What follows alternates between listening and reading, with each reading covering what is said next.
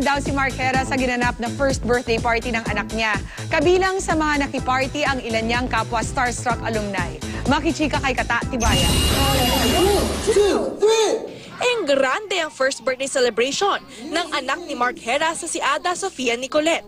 Mala prinsesa ang dating ni Ada with matching tiara headband. Hands-on raw si Mark sa preparations sa princess-inspired theme party. Kailangan ko ng sobrang tulong kasi first time ko sa ganito na pwede niyong i-arrange for Ada, sabi ko. Pinabigyan nila ako ng mga pagpipilian, ng mga choices. Then yun, hanggang sa nabuo namin to. Nagmistulang mini reunion ng Starstruck ang birthday party. Present si Mami Yasmin Curdy kasama si Baby Ayesha. Gayon din si Katrina Halili kasama si Kat Trentz. At kahit napabalitaan ng hiwalay sina Katrina at Chris Lawrence, friends pa rin ang dalawa para sa anak. Dumalo rin sina Mami Bettina Carlos at Charis Solomon na kuntodo bonding sa mga chikiting.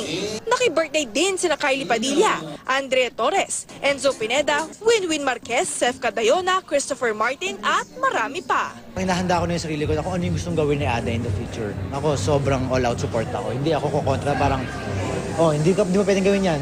Ito gusto ko sa'yo. Hindi, ako, parang, nagiging super spoiled sa akin itong tao. Yung batang to. Kata Tibayan, updated sa Showbiz Happenings.